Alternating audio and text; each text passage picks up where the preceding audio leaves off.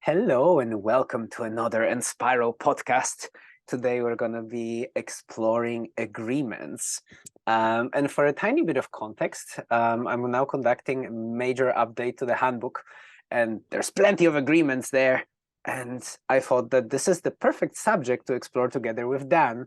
And as we were preparing for this podcast, Dan mentioned that he stands for the fact that bureaucracy are humanity's greatest invention, which made me think like, yeah, Dan is the person to talk about agreements. Can you give me a tiny bit of context about that particular statement? I think technology is fascinating and it's amazing what tech can do, but the fact that we managed to organize ourselves with like language, but then just taking language and writing things down and creating systems that would govern I think, and we create these organizations and they interface with each other. It's like absolutely phenomenal from my perspective. I think it's a hell of an achievement. It's people, you talk about the seven wonders of the world and all this stuff, but I really do think that bureaucracy is probably our greatest achievement. It's like organizational systems. I mean, it's amazing. Making agreements and coordinating at scale just by shaking hands and saying we agreed with that particular thing. But there's an art to it, and this is something that we're going to explore together in this conversation. So we're going to cover a little bit about what are agreements and why we actually could have them and what makes good and bad agreements. And we'll have a look at the Enspiral Handbook as one of the example of how a decentralized organization could actually create their agreements and how do they evolve with time. So maybe let's start with this like very basic question. What are agreements, Dan? Yeah, it's interesting. I think that I was listening to someone talking about policies in New Zealand government and they were complaining that the New Zealand government's latest law thing that they were proposing was being too specific. And I think that it really reminded me of like, yeah, our agreements are kind of like the acts of parliament for our organization. They're the things that we kind of come together and we say, we agree on this. Now, we don't have elected people. We have people with responsibilities and stuff, but generally our agreements require a 75% a 75% yes vote with no blocks. I can't remember if there's a minimum quorum threshold as well, but that would be something to check in our agreement.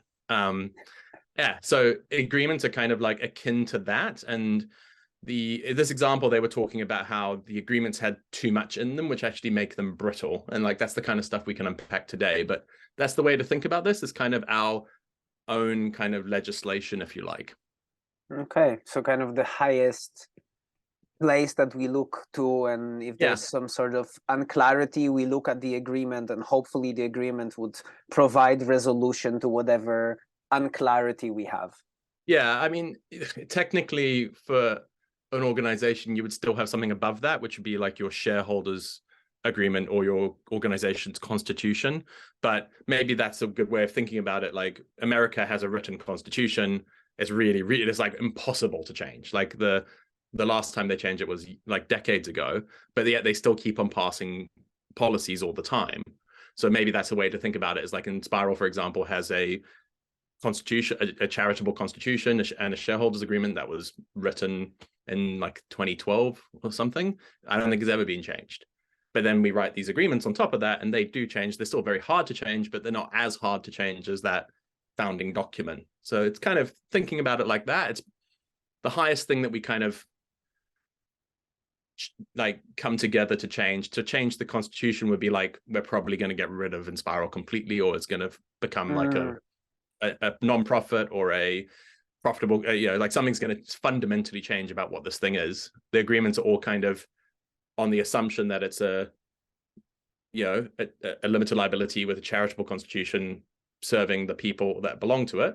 Any agreement that's still like built on top of that is within scope, which is huge. That makes a lot of sense. One question that is coming up for me as you're sharing this is, what do you see the relationship between like this kind of trifecta? So you mentioned this like founding core documents that are pretty much never changed, and because if they are changed, it means like our organization just becomes something completely different. Yep. And then there is the agreements. So they're like this top layer things that we sometimes can change, and it really defines how we are within this container that is defined by this constitution, let's say. But then there's usually, or there might be, some kind of core team of members or some sort of executive function within an organization, if it exists. So I wonder, how do you see the relationship between those three components of the pyramid?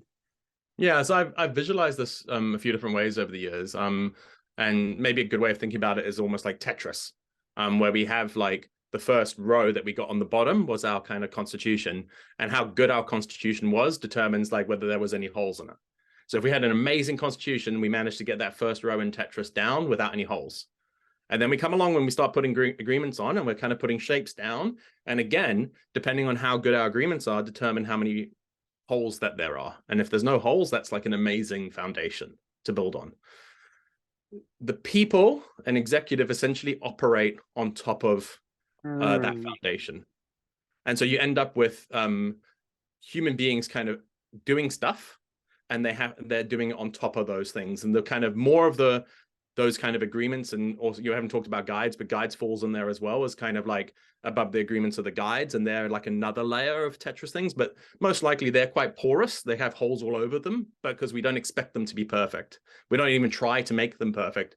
They're just like these kind of random things that people are building. And then human beings come along and they're like, cool, I want to experiment with this new working group, and I create this kind of weird ass structure. And I don't know, did you ever play Sim Tower, or like those tower stacking games where you're trying to like build the block on top of the block? Imagine that our constitution, our agreements have got us halfway up the screen, and that's solid as, and then people just have to build little structures on top of them, and they fall over all the time, and it doesn't really matter.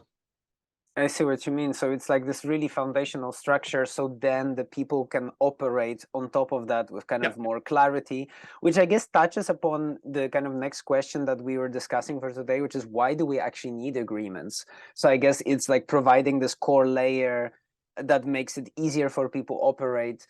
I wonder if there are any other reasons, and like what types of organizations specifically could really use agreements, and what organizations actually don't need agreements at all. What could be an alternative?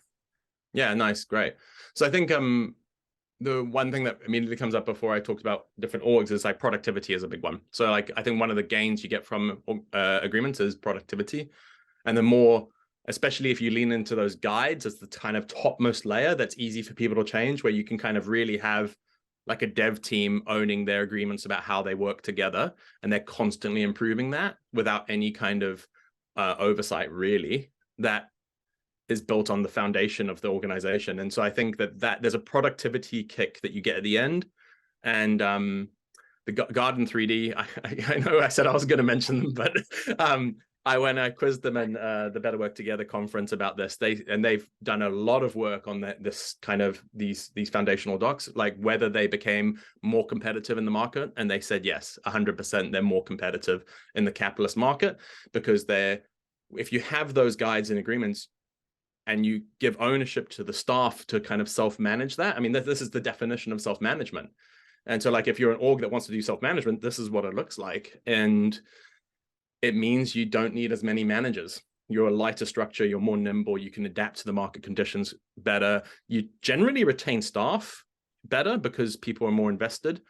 So coming back around to your question, what type of orgs would benefit from this? I would argue that any org that wants to grow, regardless of your structure, or like whether your hierarchy, traditional, authoritarian, command and control, or whether you're flat, green, teal, whatever, you can't really scale an org without doing this kind of work, just full stop. So the only time you're not going to need this stuff is if you're like a self-employed, or maybe like you're less than 4, 5, 6 people, maybe. I think as soon as you get above that, it's just too much. So yeah, with Bamboo Creative, like me and Ian and Damien, we didn't have to write stuff down for ages, because it was the three of us. We were involved in every single conversation, and we had the context. It was if anything, it was frustrating and annoying to write it down, because we were so productive as a group of 3 that could share that context. So I think if you want to grow an organization, especially if you want to grow a hierarchical organization where we're at the top and then we're having people underneath us, we've employed some people now, and it is a bit hierarchical. We haven't managed to work out how we're going flat yet, but it's incredibly painful.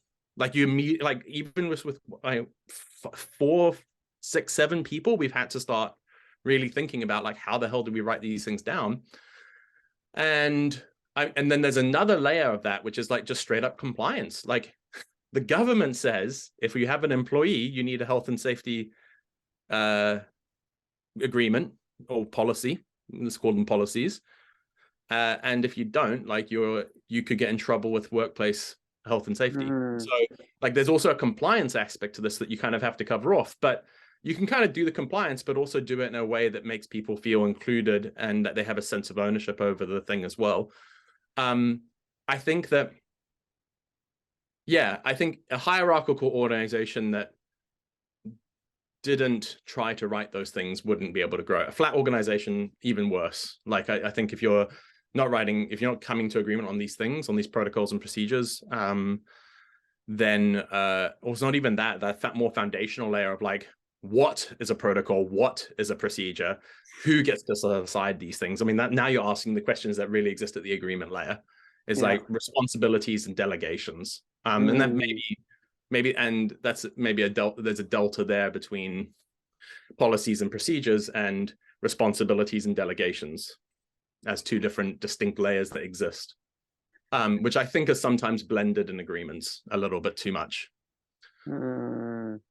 Yeah, that's a lot of depth inside there. And I guess one thing that is coming up for me as this very important thing to like really underline, and that also comes from the micro solidarity language, like when you're at this crew level, so amount of people that can fit around the dinner table, like 4 or 5, maybe slightly more, you share context. So actually creating all these agreements, like they exist anyway just because of how you are together, but then the moment you start growing a bit bigger, not everybody shares the same context, so it becomes really counterproductive very quickly if you don't create time for making the agreements. But also there is, I guess, this tendency of like, oh wow, we've been so effective in this team and just moving so fast and so productive, why do we need to slow down now to actually reflect on how we do stuff? So then we can speed up. But it makes sense to really like make this time and space in the organization at this moment of, hey, we're about to grow, let's build this foundation, because otherwise it's going to kind of kick us in the butt as we grow, and it's going to make us slow down in the process. Exactly. Okay, so shifting gears a little bit, what makes a good agreement? I think where I've got to with agreements is generally they're quite terse. They're very easy to read. You shouldn't be using complex language. I'm someone that likes using English as my first language, and I like using obscure words, and they don't belong in an agreement. Say it the simplest way you can. Agreements should generally be like being very clear on functional language of like, this is a delegation of responsibility, or this is a defined power or function that occurs within the organization. And it should be very clear to see that and name it. And often it's about the who and the what. And you should try to name, I think that the other key thing is like to try and name structural elements or things that can be built upon. So for example, if you've got, say, a group that manage finances, I mean, finances might be a special case, but let's say you've got a group that manage the onboarding process of your organization. So rather than like naming the actual process and what actually is involved in that inside of the agreement, you just say the agreement, our onboarding agreement says that there is an onboarding process and it is managed by the onboarding crew. So you've named the people and you've delegated the responsibility. And then lastly, what you would do is you would name like, how do you know that it's healthy? Now, technically, then you've got like, so like maybe there's a quarterly report, an annual report, that maybe there's like a heartbeat metric that you can follow. Maybe there's surveys that go back and people send you like positive reviews. I don't know. But that's one thing that you could do with an agreement. Or you could go a bit further and you could say, actually, this kind of an onboarding thing in our flat org, we don't need to actually have that as an agreement. We can just go and say, we've got an agreement that defines what a committee is, or we define what a working group is, the language we use inside Enspiral. So instead of going and being so specific about a process and a group and all this stuff, we go and say, like, here's a generic kind of working group agreement that defines how a group can kind of name themselves, essentially take a responsibility and define it themselves, and start defining a function as well. So you've kind of moved into this meta programming territory of your meta programming your org by like really thinking about the kind of structures in your org and allowing people to kind of make their own version of that thing. So more like a template-y thing. So in Enspiral, we now have working groups and nodes. And one of the things that I've been thinking a lot about, or talking a bit about, is like the difference between a working group and a node. Like, because there's, you know, like what we've seen is like that there's now working groups in Europe that kind of feel like they're inside of a node. And it's like, well, is that how we want things? Or working groups were meant to kind of cut across the global organization originally. Nodes came later. And it's almost like now we have to go back and we kind of got this kind of cleanup to decide on exactly how working groups work. Do they move into nodes, or do we still have global ones? Or are those two different things now? So yeah, you end up with these, but coming back to, yeah, my point is that you have Enspiral has these two kind of quite distinct organizational structures now, which are nodes and working groups, but it doesn't say, and the agreements really just define what they are and how they get formed, but doesn't actually delegate specific powers or responsibilities in the agreements. Now, you will get some things like compliance or finance or special cases that do deserve to have a specific agreement written for them. But, you know, even inside Enspiral with the working groups, we did name something called a financial enabled working group to try and even get to this point where we don't have to write another special agreement to give someone the ability to kind of run essentially a financial business unit inside of the org. So yeah, that's complicated answer, sorry. Well, it went quite deep, but that's what I was asking for. And I guess one thing that I'm getting is what you're mentioning is like to really look at this macro level, and rather than define like this tiny specifics, focus on like what is the actual purpose, what is like how this thing happens, what is the key responsibility, and the process, how the actual responsibility happens. Maybe it's not so important to be included in the agreement, and maybe I guess this is where a guide would come in handy. Or exactly. Would you like to give a little bit of more clarification, like what's the difference between an agreement and guide? Like we talked about like this functional thing, that guide is something you can change quite of more easy, but is there any more to add to there? No, I'd almost say there's not actually. It's really that simple. Like an agreement requires 75%, like an Enspiral is an org-wide proposal that needs 70, you know, if it's a significant agreement, I think it's 75% participation. So getting those things over the line is really hard. And we've only got like a few hundred people. Imagine doing it with thousands. You know, it becomes almost an impossible task. So so I think it's, you know, if Enspiral was 5,000 people, I don't think we could make agreements the way we are. Honestly, I think we would have to delegate to a working group to write agreements for us, because I just don't see how. And, you know, in the government in New Zealand, that is government services. Like parliament services write the actual laws. The politicians don't. The parties don't. The parties show up and argue about it, and then they say, write the law, and they go and write the law. So you have a specialist department that specializes in writing these kind of these agreements, and they know how to write them in a way that they are built to work together and they're not brittle. And yeah, I mean, politicians then come through and say, no, I want to force some sort of change on society by shoving this thing into there. And they go like, oh, that's a bad idea. But then they do it anyway, because that's the politician. So I think for us, yeah, for guides, it's really as simple as anyone can start writing a guide, and anyone can essentially assert authority over that guide. So I think generally, like, the way we didn't codify this too much, I don't think, inside Enspiral, but we basically kind of left it quite loose. But the way that I see it working is that, yeah, so for example, in an agreement, you would say, if you were doing a delegation of authority to a group, you might say, and the group has responsibility to document the processes. But you wouldn't say they have to write a guide. They could go and make a wiki. They could go and make a YouTube channel. Like, we don't have to specify that in the agreement. We just have to specify that documentation is being done. So I think that's the critical. So guides is more like a pattern that's emerged that we named, but it's not really part of our. I don't think it's defined anywhere. I don't think there's a guide agreement, for example. Not that I am aware of.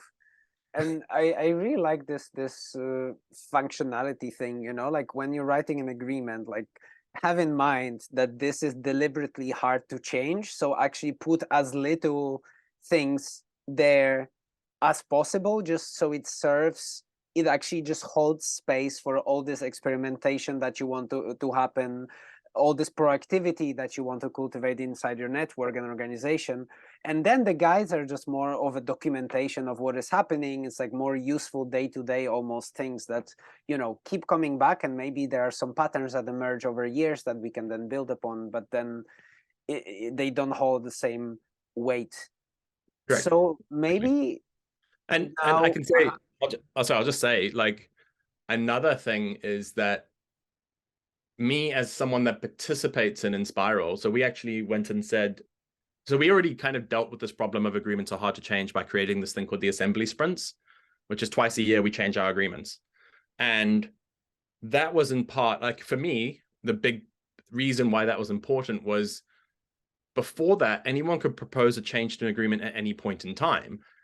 And that, like, I'm pretty invested in Enspiral, like, professionally, emotionally. And so if someone went and changed something and they did something I actually really disagreed with, and I wasn't paying attention when they did it, I would be so pissed. So I had this thing where I was like, I have to always keep my eye and make sure that these things, like, if these things are going to change, that I know that they're changing so I can kind of participate. And so the assembly sprints were a way of going, hey, you don't actually have to pay attention until this one thing that happens twice a year. And then you have to pay attention, and the people that participate get to vote. And that's how we got around. I mean, sorry, I was talking about the 75% threshold. It's not actually that anymore. The assembly sprints deal with that. That was the old way of doing it. But anyway, yeah, still hard to change. This is and that's a feature. That's what I'm trying to say. It's a feature. It's not. It's like, it means that the organization is more predictable. That me, as someone invested into it, I know when I have to pay attention. This is actually something that leads me to a question that we kind of connected to the bad agreements, but I would like to put it a little bit before. So you mentioned this situation, like, okay, so we have these organizations and agreements, you know, sometimes change. What if there is the organization that just, you know, it's in this very early stage where it's like super rapid development, and the agreements can be changing almost, you know, so often. I would imagine that this creates a sense of unsafety in members of the organization. So like, oh shit, like if I miss some critical change, maybe, I don't know, my voice will not be heard. So it seems like the assembly sprints are deliberately addressing that need. Like, no, like we're not going to be changing the key structural components of our organization apart from those predefined moments when we ask you, like, you know, that in this time, pay attention because things might be changing that are significant. But we communicate that up front. It's the built-in rhythm in our organization.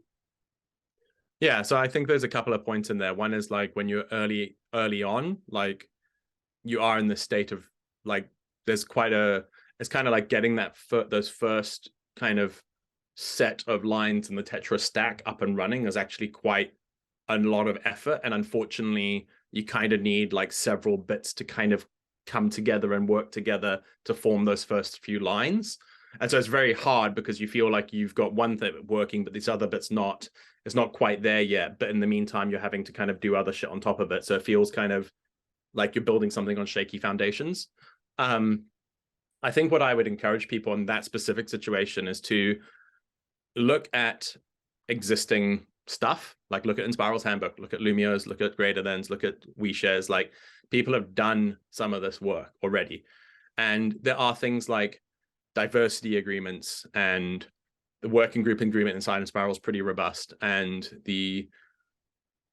someone will have a conflict resolution agreement, like something, those kind of things that like, I can't remember the last time the diversity agreement changed inside Inspiral. I think it's like, you could look at the git commit. I wouldn't be surprised if it's like a decade now. And so you do have these foundational things that you can kind of pick off quite quickly. And then I'd say, don't stress yourself to kind of do other things as agreements in the beginning. Don't worry too much about it. Just say like, this is the current way we're working. And we're not even trying to write it as an agreement. We're just going like, this is how we're currently working. Let's try this as an experiment. And if it works, let's then write the agreement. So I think the anti-pattern is to try and write an agreement and have it like define how we're going to work, not how we are working. I think that's a broken pattern to try and like get because agreements are kind of like, for a flat organization, you come together, you kind of don't really have a board, or in our case, in Spiral, we have a minimum viable board, but that's just for foundation. But as a network, we kind of come together, and the agreements are essentially like us all pretending to be CEOs or executives and agreeing on what this kind of thing is. And then it's kind of, then we all, I'm pointing up here, but like it ends up as foundational stuff that we all then exist upon. So so I think that in that sense, it's this, you don't want to, and you want that to be like how you are now. If you go and do it as this kind of like, we come together, we dream up a vision of how we want to be together, we agree on it, and then we start trying to like apply it to us. But you haven't actually got anyone applying it to you. You've just got like this piece of paper that somehow now is saying that you're meant to do something a certain way. And you're like, nah, fuck that. That's too hard. What was I thinking? And so, I think that is a very dangerous pattern, but when you're early, it's a very easy trap to fall into. And so I think that the better thing is, like, I remember when we started talking about using the language inside Inspiral of experimentation and started naming things as experiments, and like specifically trying to create space where we didn't codify things. I mean, the working group started as an experiment. As an experiment. I think we ran it, like officially ran it for a year before we wrote the agreement. The nodes kind of the same thing. Inspiral Europe kind of just got started, and they bootstrapped off the working group agreement, actually, is how Rich kind of originally proposed it. So that's a really good example of how someone can come along and they see this thing and they can go, oh, cool, I can repurpose that structure. I can repurpose it for this thing that was never designed for, but it kind of worked. And so I think I would encourage someone that was early on in building an org like this to focus on getting the agreements that you feel are platonic, that they're feeling solid, that people are like, yes, we're not going to change this in the next year. And the stuff that feels like more experimentation, it's an experiment. That's okay.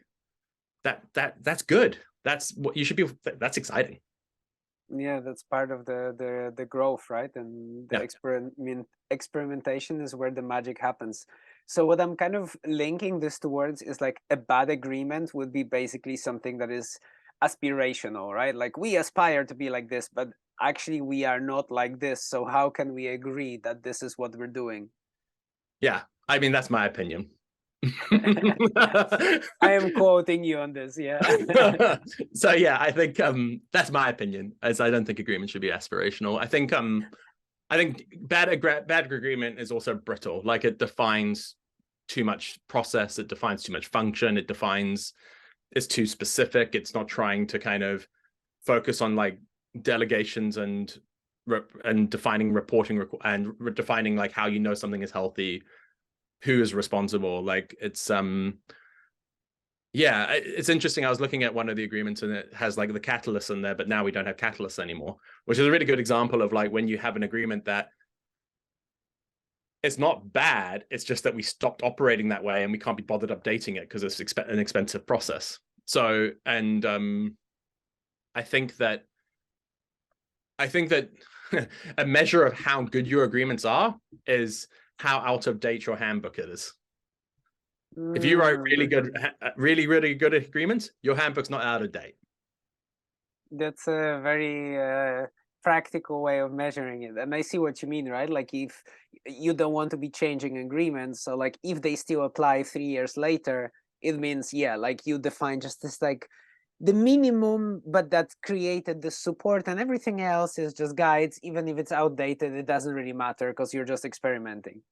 Yeah, I think it's yeah, I think so. I think it's minimum. Yeah, I think it's, yeah, I use the word terse. I think it's like, I don't mind if there's a lot of stuff as long as it's like very considered and people think about the edges as being these kind of universal kind of joins that kind of can be bolted into other things. Like for me, it doesn't have to be literally very little on the page. I think for me, it's about like being really leaning into that craft, if you like, of writing an agreement in a way that it works with others, that other things can be built upon it, that it's there's almost like an interoperability in your agreements.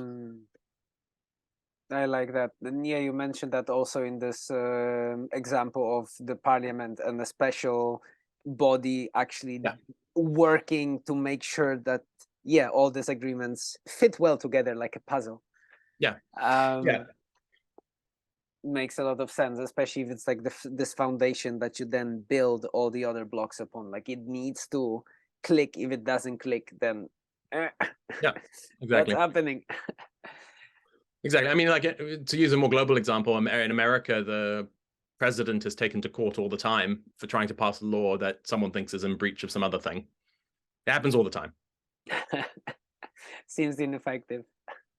Yeah. Well, yeah. I mean, I think America is, I heard this thing recently about it, is America is amazing because it can keep on functioning even while the government is dysfunctional. And that's and someone said like, that is one of the things that makes America so competitive in the world, is that when the government is literally arguing about whether they're going to raise the debt ceiling and they might go insolvent, and everything is like they can't pay everyone and everything's kind of like in this limbo land, the rest of things just kind of keep on going. It's fine. And that doesn't, the article was saying like that doesn't happen anywhere else. Good perspective. And I guess if you translate it to this conversation, like to agreements, it would make sense, right? Like if this foundational layer of the constitution, the agreements, is functioning, then even if the people and the guides that are on top are actually not operating maybe so effectively, yes, maybe it's, reduces the effectiveness of the organization, but it doesn't necessarily actually destroy it and change it, because there's still the core layer that is maintaining some kind of integrity of it. Yeah, I think that there's an issue of trust here, and there's an issue of like, if you're, for Enspiral, it's like how many people are showing up, how many people are willing to put energy and money into this thing. And if the agreements, if everyone's kind of breaking the agreements and like pretending that they don't exist and just kind of doing whatever the fuck they want, then I don't know, people get like a bit like, oh, I don't know if I want to like show up all the way, and I don't want, this feels like more like it's a culty click thing where like people kind of self-organize and use social capital to get their way. And so it's like, oh, do I want to invest in this? When it's, or whereas like when you see that everyone is operating in sync with the agreements, then it's very easy to look at that and say, oh, I can invest in this. I agree with all the agreements. I mean, it's a shame that like when people don't join Enspiral, I don't know how many people go and read the agreements. I mean, you're a handbook nerd, so you did, but I don't know how many people actually do. And it's a funny thing because it's kind of like in joining Enspiral, you kind of have to agree with all the agreements. It's like, it's a part of it. And it's kind of, at least for me, if it's really hard to say to someone that you're inviting to say, go and read these things. And then they start reading that and they ask you a question. They're like, oh, what about this catalyst thing? I haven't met anyone that's catalyst. And you're like, yeah, they don't exist anymore. And then that person's going like, oh, okay. So what is this thing again? You told me it was your agreements, you know? So is this a founding document? Can I trust this thing? What's going on here? So I think it can really undermine your ability to kind of hold the group together, if you like. That when that is that work. And also I 100% acknowledge that maintaining that stuff is real work, and it's not always a money problem. Like Inspiral's had shit tons of money in the bank account for ages, and yet our handbook has remained out of date. Why? Because it's not the easiest work to fix. I'm realizing this now as I'm diving into updating the pages is just gargantuan amount of information to process. That's why I'm loving recording these interviews, because it's really helpful to get this extra context and expertise. Shifting gears a little bit. So let's imagine we have a group that, you know, is getting beyond this crew size, fitting around the dinner table. They really need agreements. How to start? Like, what to write first? How to write an agreement? Like, let's do it. But yeah, then what? We know, okay, let's use good language and make sure we focus on the, you know, the outcomes and delegating the roles. But do you have any just kind of entry level pointers? So I think when I've participated in writing agreements, it's generally just been like 2 to 3 of us. It's not the whole group. So and normally one person takes a first stab at it. So that's what I would say. It's like, don't try and run a full consensus thing and bring everyone along for the ride. Someone delegated to someone to write the first draft, get 2 other people to come in, follow the advice process, basically, which means that at the end of the day, everyone in the crew is going to have to agree on the agreement. So, but like, you can just slowly kind of loop more and more people in. And so the person that kind of is the lead, if you like, the lead writer, they should have listened to the whole group and kind of heard and understood the need, and ideally have a rough idea of what to write. You know, I mean, that's kind of what happened in Enspiral Europe. I said, oh, I think I've got an agreement to write around governance that has nothing to do with node representatives, more about like, how do we govern ourselves as a unit? And I was like, I think this is missing. I think I know what I want to write. And I kind of wrote some bullets, and some people wrote down, I like, go for it. And I was like, oh, cool. I'll go and write the first draft, and then I'll share it, is what I said. Still haven't done it, but I will. But I think that is kind of the process to follow. And yeah, I think this isn't something that is for everyone. Absolutely. It's not, it's a craft in its own right, writing these things. So if you're a group and it's really hard, if you're the only person that kind of is interested / enjoys writing these things. And I think at that point in time, maybe the thing to do is try and find some other people in some other orgs that maybe already done it, or they're in the same boat as you, like, you know, find some other people in the other startups or whatever, or in Microsolidarity, find some other people in the other crews that are trying to start writing stuff and form a crew of writers and like support each other, and like even try and write something together. Like, certain agreements are just not not that specific to your org. That's the reality, is like a lot of this stuff is actually pretty generic. So you can just kind of copy paste from organization you like, and then just make tweaks.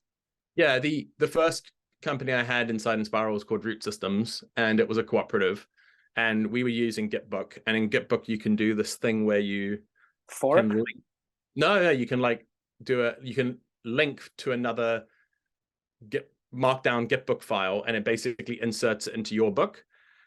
So we literally just had the Enspiral diversity agreement inside of our book, and it wasn't even version controlled, which means that if Enspiral updated their diversity agreement, we just got the update automatically without knowing, which is a problem. But like, the idea was quite sound, actually, of like, you know, we don't actually even have to maintain all of our agreements, because we're just going to follow this kind of open source standard. And that is like a particularly interesting thing from my perspective of, what if you can get to this magical point where you're not even having to maintain all of your agreements because some of them are so platonic that you literally share them with other organizations? I mean, and Garden, yeah, still harping on about Garden 3D. I had a feeling you're gonna mention that, but it's actually part of the brilliance, right, of this organization, is that they have a set of core agreements that are just being replicated by other. My understanding is they're not even getting replicated. I haven't seen it, and I must be careful, like, about like speaking on their behalf at all. But my understanding of what they have done is they basically have a shared Notion space, and the agreements are in there, and they just apply to all of the orgs. And then, so it's not even like each org is copying it. It's like literally we all share the same thing, the same. And I thought, and if that's true, I think I do think it's true, but even if it's not, I think that pattern is actually brilliant. It's actually, it kind of made me feel like we missed an opportunity with Enspiral Ventures when I was, 7 years ago, when there are a few of us, we hadn't yet diverged from each other of going and, because it does require like agreeing on like a shared tool, like Notion, of like everyone's going to use Notion, and someone's going to have to pay for it, and everyone has to pay for their licenses through that person, we group buy it or whatever. But agreeing on that shared tool, and I think, Enspiral had shared Slack and shared G Suite, but it never had a shared wiki. And I think that was a missed opportunity, in my opinion, of like really enabling us to kind of not even cross-pollinate across ventures, but like stay in more alignment. And I think if you had more alignment, you could then there's more opportunity. So loosely, what did I hear on the podcast? I was listening to a podcast about Wise, and Wise is amazing. I'll plug them quickly. If you're transferring money from one country to another, use Wise. And the podcast was about the fact that they are loosely organized but highly aligned. And I was really struck by that, because I would say like Enspiral is loosely organized and loosely aligned. And I don't think we need to be highly aligned, but I do recognize that the more aligned you are, the more opportunity there is for kind of productivity and cross-pollination and collaboration. Makes sense. On the other hand, less diversity, right? Or in theory? There's diversity of direction. I mean, for me, it feels like I wish one day that like there was a way of like mapping Enspiral like a ant colony, and you could see these ants kind of going in all kinds of directions, and this kind of random energy flowing in different ways. Because that's how I feel. It's like, here's the thing, and it kind of is just like, really it's staying still, because it's just like these energy bursts, and then they kind of come back to the middle. That's a fantastic idea. If there's someone in the network that feels the call to make this animation, I really would love to see it. Cool. So like with this, how to, for a group, one more point to maybe leave here for this kind of early stage agreement drafting. So, okay, like copy paste what you can, look at other examples, don't do everything all together. How do you improve agreements over time? Because I guess it's important to name that it's likely that you will not nail everything, and it's not going to be like perfect. So there is some art in the iteration, but then on the other hand, we talked about this, that, if you just keep changing all the time, that's maybe also not so effective, because you might, or if you're not respecting your agreements, even worse, right? So what's the advice here, or your suggestion for how to think about this whole question of evolution? Yeah, it's a great question. So I think that,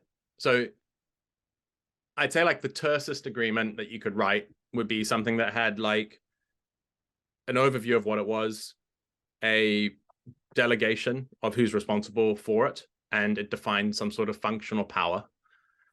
So like maybe a membership agreement would say, the membership agreement is how we define who's inside the organization. We delegate the responsibility of inviting people to the existing members, and we have a function which is saying that two existing members can invite a new person. And so there you have like a really terse agreement to do with a membership, and then maybe you define some sort of way of making sure that it's healthy. So maybe you would say, if no one has been invited for a year, we revisit the agreement. Or if people have tried to join but have not been able to, we revisit the agreement. So that would be like the tersest agreement.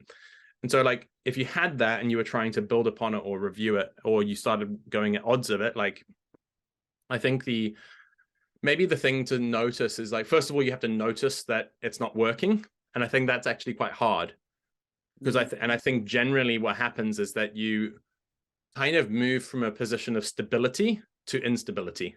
And if you think about it, that's a bit like walking, you know, when your feet are apart, you're super stable. And then when you lift one foot and you put it together, you're really unstable. But you can kind of go in any direction. So you have this ability to kind of really kind of realign and move. And then you take that other step and now you're in like a big stance again and you're stable. And I think that in that rhythm, I think is what's going to happen with your agreements. If you have to see that things are becoming unstable and they need work, and that's not necessarily a bad thing. I think it's like to breathe in and notice it and take it as a moment of like, oh, well, what is the new direction or refinement, or what is the thing that we can improve here? But I mean, I think that it's pretty natural for the people operating on top of the agreements to be testing them essentially all the time. And the better the agreement, the more accommodating of that it is. I think, you know, the analogy was made a long time ago by Billy Matheson that Enspiral is a bit like a playground where the agreements define the edge and they define what structures you're allowed to build. And then after that, there's just a bunch of tools and a bunch of material and you can do whatever you want. And so hopefully the agreements define like that there's no like spike pits or power tools that people like chainsaws lying around, and we protect people from themselves. But otherwise it's kind of up to you to kind of build stuff and hurt yourself. And hopefully we've protected you from killing yourself and we've kept out the gremlins. So I think that for me, it really struck true. I've still got the strong visual of my kindergarten from when I was a kid. I was like, yes, that's Enspiral. And I think that is kind of, yeah, so it's I'm trying to answer the question and there's no real specific answer other than to say it's okay. And that improving it is one of, it's almost like for someone to be testing it to the point where they feel like it's broken. And then noticing that and going, oh, it's broken, we have to fix it. And then the question is, what do we do? And I think that's maybe the problem with like why we still have catalysts inside of the handbook, is that it's like, well, what do we do with this thing? Do we just remove it? Oh, it's all over the place. Oh shit, this is going to be like, this isn't a simple surgery anymore. It's in like multiple documents. And so like, it's like, oh crap. So I think that there's something there of like, when you have something and when you've got agreements that are interdependent. So like the classic one is to have like a people's agreement that defines who's inside the org. And then you start using that where you've or roles agreement where you've defined roles. And instead of like saying, the roles agreement says that there is this thing called roles, and then this is how you create one. But instead, if you hadn't done that, you wrote, these are the roles in our org, in our agreement, you know, member, contributor, subscriber. And then bake that into the agreement. And now there can be no other type of role that ever emerges. And then you suddenly realize like, oh, but we need a new role for X, you know, oh, well, this person's like doing a job, like, but no, they don't have a role. They just have a responsibility without a role. And because this is the roles. And so I think that and the problem is that when it's so foundational and it's used all over the place, it feels impossible, like really hard to change. And that's probably like the smell that you need to change it, ironically. And you get there because you weren't thinking about these things when you wrote it the first time. That you were like, oh, we need to like agree on our roles. Boom, boom, boom, boom. We have our agreement. Yay! And in the meantime, you just kind of set yourself up for this kind of like, oh, then we built other agreements and they use the roles. This is amazing. We built the Tetris thing, like Dan said. We had the roles agreement. We got all the edits on top of it.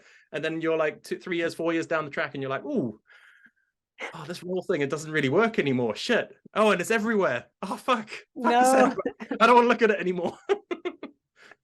Yeah, it can be very daunting, and I know what you mean when I'm like now looking through like meticulously all these little things. I mean, Enspiral Handbook is quite awesome already, and the agreements are quite solid. Actually, this is maybe a good time to share my screen and Yeah. show the actual handbook, which, for a little bit of context, is an open source document that lives at handbook.enspiral.com, and it's actually one of my first interactions with Enspiral. And when I've seen it, I was mind blown. Like, this is such a great stuff! Wow, those guys are epic. They really figured this all out. And then I know that this handbook kind of made a little little wave that just kind of rolled through many organizations and found many many people that are willing to just kind of copy paste it and iterate and adapt for their own context. So it's really amazing to see.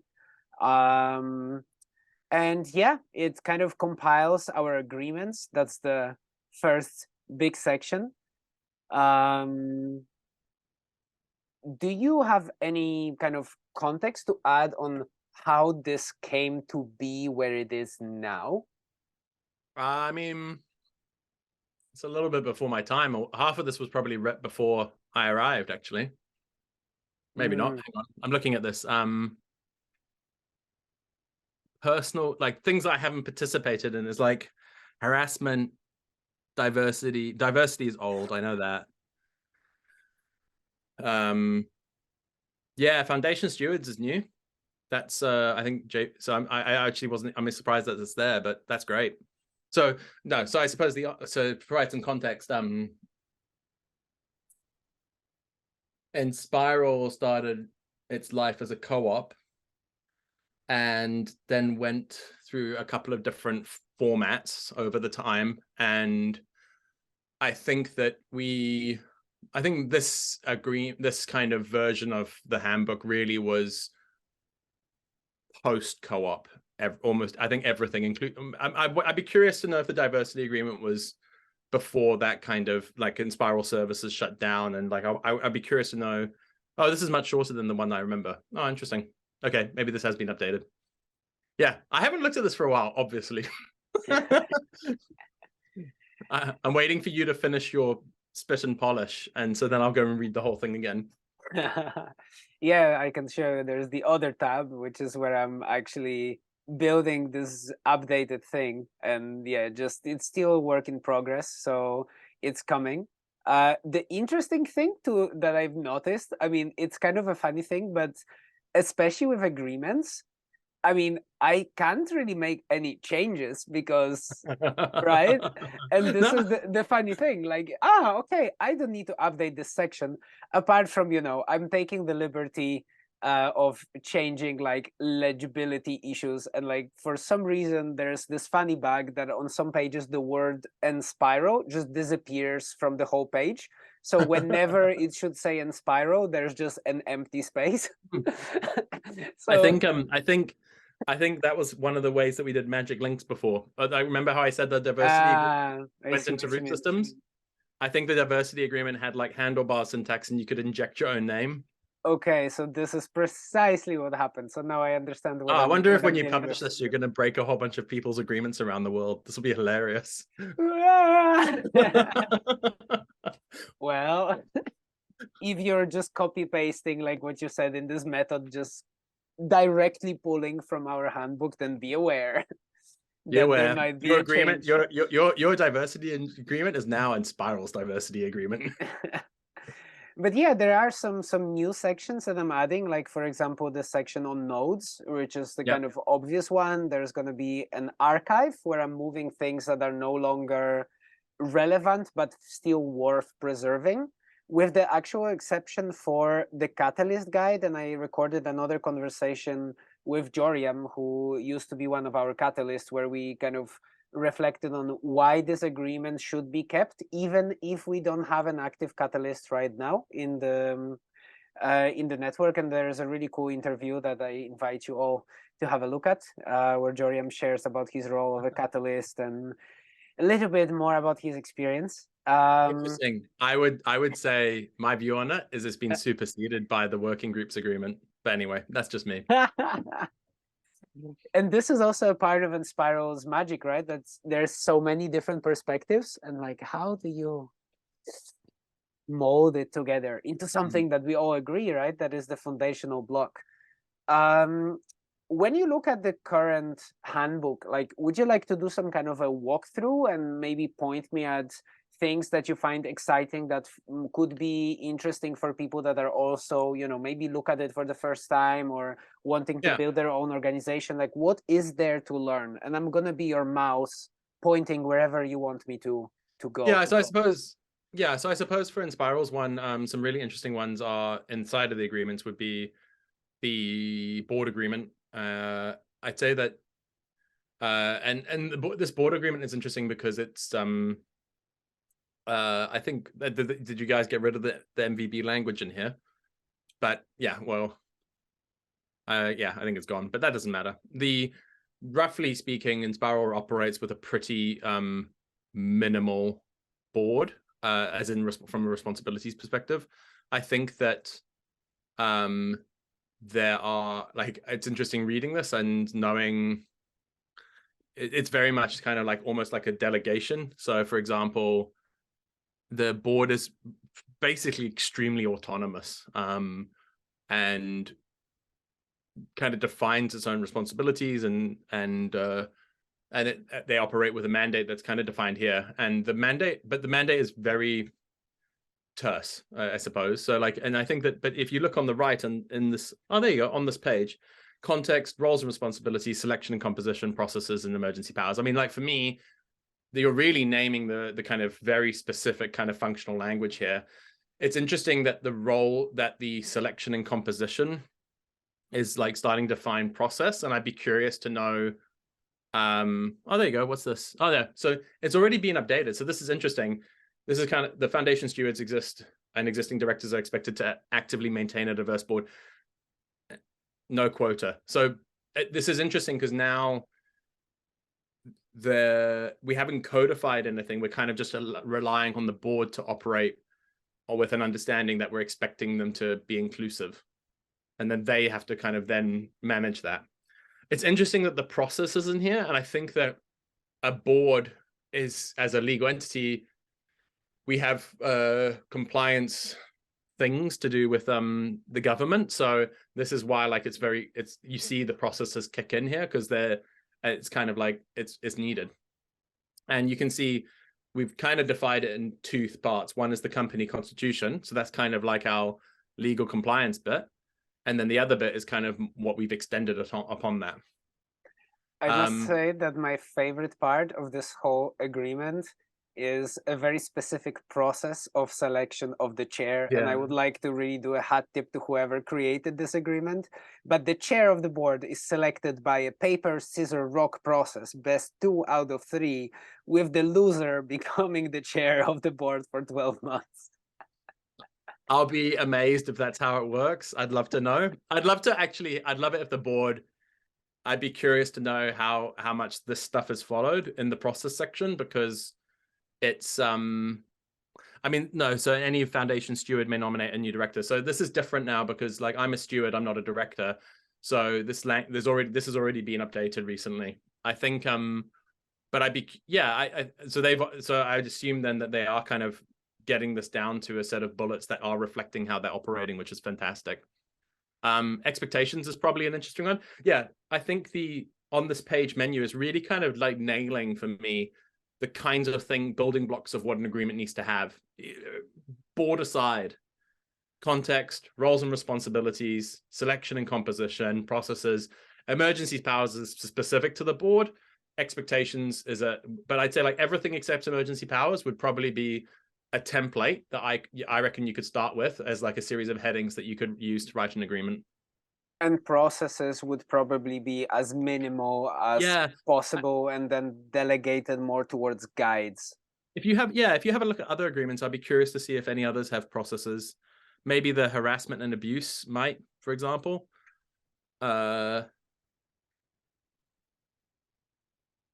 But yeah, I'd be curious. So there's a section on expectations. I mean, Yeah, so this it's is not really kind of talking about like, context. yeah, so conflict resolution guide. So someone's already moved it into a guide. There you go. People have already done it. Like we've already gone through this process of it, you know, of extracting it into a guide. So I suspect you'll only find that the board and maybe also the foundation stewards agreement also define processes. And that's more of a legal compliance reason. I think if you went and looked at the node agreement, oh, actually the node agreement might have a process. Yeah, joining, leaving process. Yeah, so it is in here. So this is an interesting point, you know, like a node, and I can speak to why it might be in here. So, oh, a node has the power to invite new people. Okay, so it's not actually talking about a node getting created. It's talking about the delegated like power. So so there you go. In line 2, the board is responsible for creating and maintaining the node requirements, which are required to outline the requirements for starting, running, and the board has the power to approve requests for new nodes and dissolve inactive nodes. Basically, it's saying the board defines the process. That is good. That is a good agreement. So you've got and that's kind of how often these things start. Is you start with like something like the board, and then you start like it's like a little chess piece, and you start building around it, and you go and say, cool, we've got this structure now. We can lean on it to kind of make other things work. I think if you were doing a flat org from scratch, you would probably start with defining a few committees, and then you end up with a cluster of committees that hold some things. For Enspiral, if we are successful with notification, you might see that there's like a delegates committee that gets formed or we've got reps at the moment, but basically you might end up with a group of people that are representing each node, taking over responsibilities of deciding who can become another node. But there's obviously a what do they call it? A minimum amount of energy, what's that called? Whatever. So there's a minimum amount of stuff like size and energy you need to kind of pull that off. So I think that the hack that we're using inside Enspiral is we're really leaning on the board, you know, and the members of the board, I'm truly grateful for that. Like I'm probably I jump in threads and I ask like hard questions and I give opinions, but I am truly grateful for everything they do. And because we are actively leaning on them to enable us to kind of step through this transition of going from one stable structure to the unstable structure to the stable. We are in the middle of having an unstable structure right now. We haven't got the nodes yet. And so it feels like and it's like, there's also a weird thing, you know, I did this drawing for you the other day of like naming, you got the people that are showing up at Enspiral for belonging. You got the people that are showing up because they want to build the thing. And you got the people showing up that they want to work with others and make the world a better place. And so at the moment, as we're trying to change the thing, it's really leaning on that group of people who have the capacity and capabilities to kind of help the org change. And the people that are showing up with more of a sense of belonging, they trust us to kind of hold that, to get us through that change.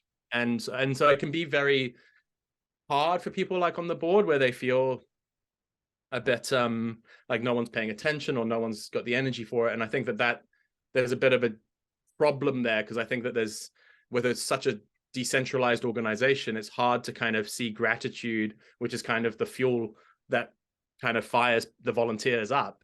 It's like seeing that gratitude and seeing that recognition of effort.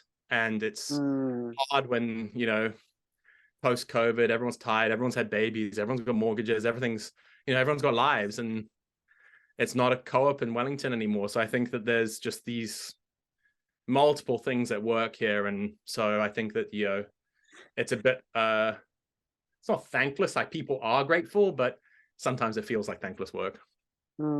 Which is a great reminder to put people first, and whenever possible, say thank you. Share this gratitude 100%. post, use the hashtag thanks, I think, channel on Slack, and just say thank you for all the awesome work that is being done in different places. And it makes all the difference, even if it's like a simple recognition. I guess like the interesting bit for me to see, like to kind of some like a link to this relationship between agreements and guides, is just to see like this is the agreements. We have like maybe 12 of them, and then there's the guides, and then there's just so many, and some of them are kind of like half written or don't exist. There's like a placeholder guide that might exist one day, and you know, some of them will be completed. And this for me is actually such a healthy sign that yes, this is work in progress. It's a continuous work in progress that will never be finished. And that's what the guides are for. It's just more of a reflection of our current thinking on certain aspects. And for example, like specifically activation program, when I joined Enspiral like 2 years ago, I don't think I went through this, but it exists and it's cool. Like it's really helpful for a new person to join Enspiral. Now we're gonna have a new commerce guide, which is something that was just recently created, which kind of adds even more context of like what is Expiral and what could be helpful for a person joining. So it kind of builds even more, gives kind of more context in a distilled document. But that's precisely what I mean. It's like it's another work in progress document that just reflects our current state of thinking, that then can be just changed or left blank for a while until we figure it out. I don't know. I feel like the blank ones should maybe not be there. But anyway, there should be a minimum bar. Like you have to write 100 words. But yeah, I agree. It's kind of the pot boiling over, which is the nice thing. It's good to see it alive. It would be good. It would be interesting to know.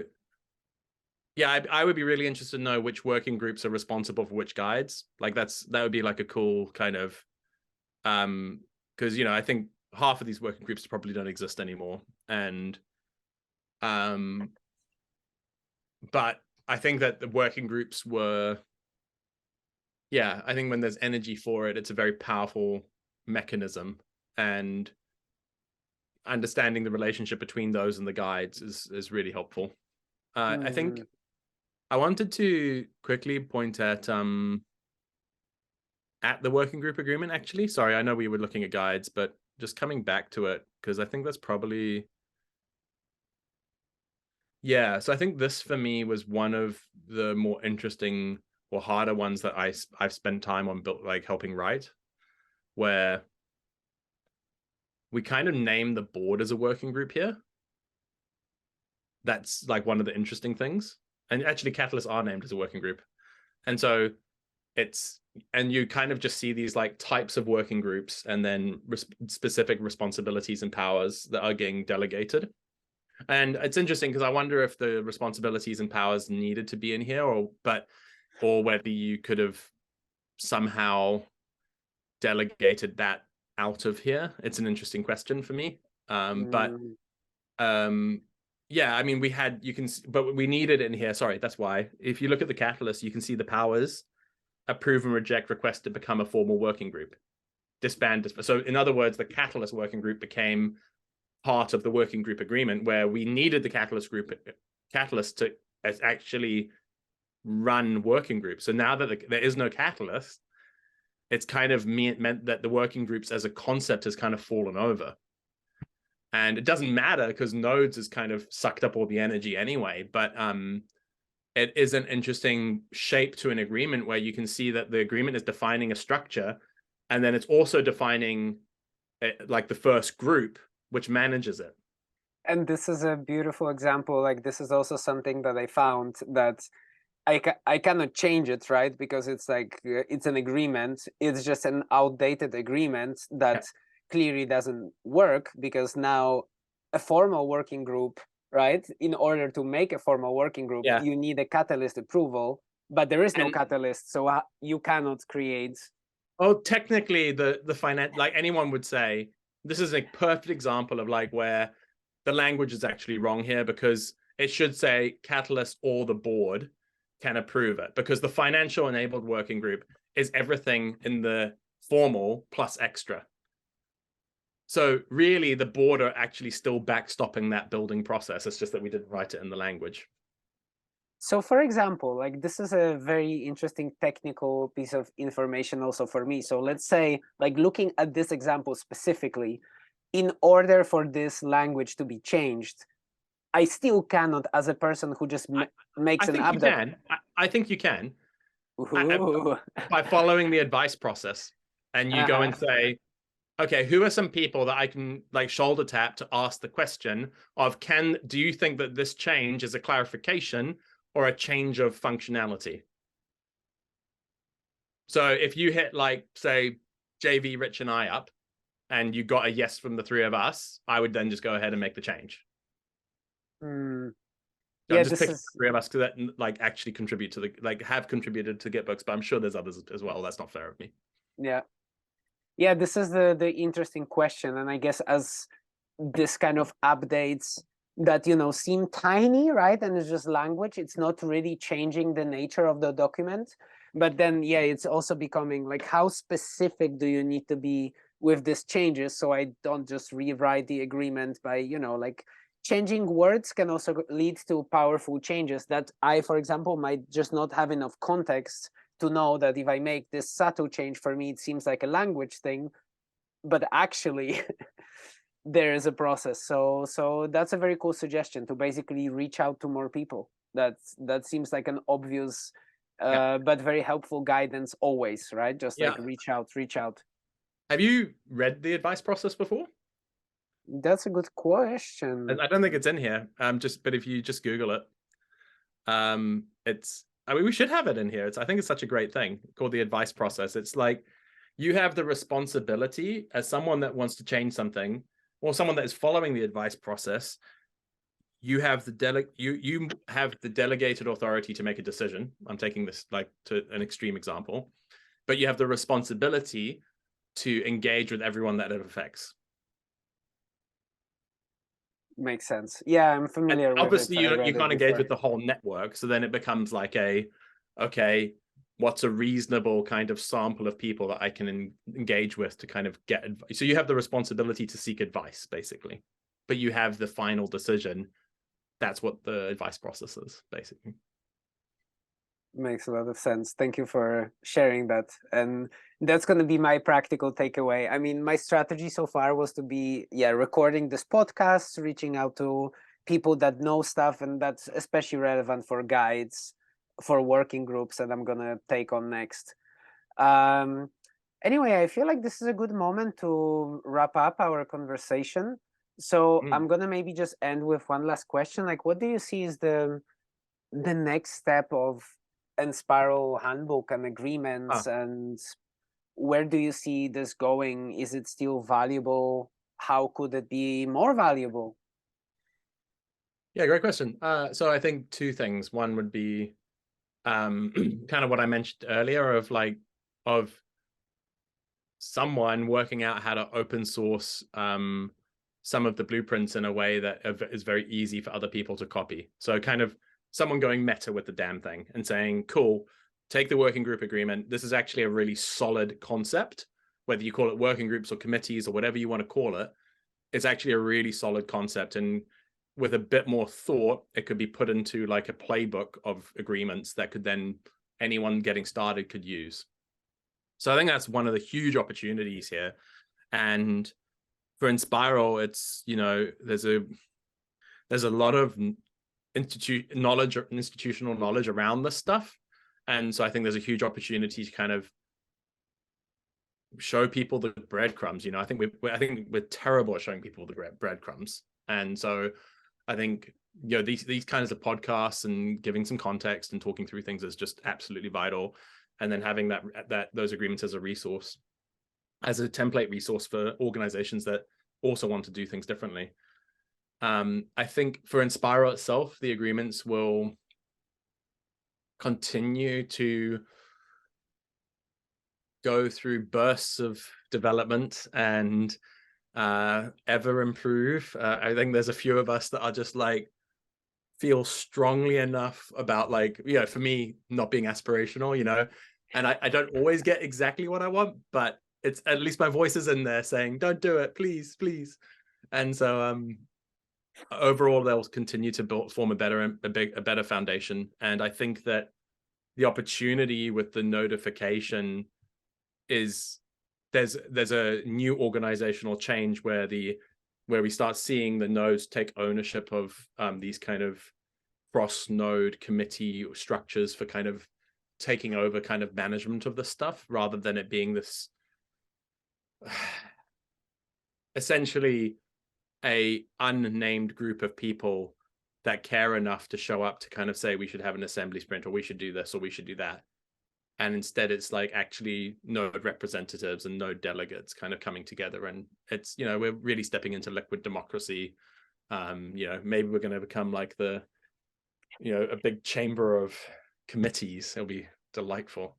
What do they call it in Star Wars? The big thing? Anyway, whatever. Might be, who knows? That's an interesting future to look forward to. Yeah, so I think the notification is probably the most exciting thing on the horizon. It'd be very interesting to see, as you know, one of the things we're going to see inside of the handbook is that, sorry, I'll name that as well. Third thing, it'd be very sad from my perspective if the node started tracking agreements outside of the same place as Enspiral. Coming back to my earlier point around the wiki. And I think that if we do that, we're very likely to fragment. And there was that podcast video that Fran did where she was talking about that, and she talks about this as a problem. And so I think that to be part of Enspiral, to be an Enspiral node, like actually it is required that all of your agreements are held in the same handbook. And if we don't like the handbook, we want to use Notion or we want to use some other tech, fine. That's a different conversation, but it has to be in the same place. And so that would be I think this hasn't been a problem yet, but it probably will become one. Thank you for mentioning. Yeah, and that conversation was really important, especially in the context of, nodes are appearing, which means how do we maintain coherence between the nodes, and bringing it all to this central point of the handbook is one of them. Thank you so much, Dan. This was such a rich conversation. I always feel like, wow, my brain is like, woo, frying, but in the most amazing way. And I'm super grateful for sharing this time with you. Really, really cool. And now I get you why bureaucracy is the best human. It is. If done well. If done well. If done well, yeah, fair enough.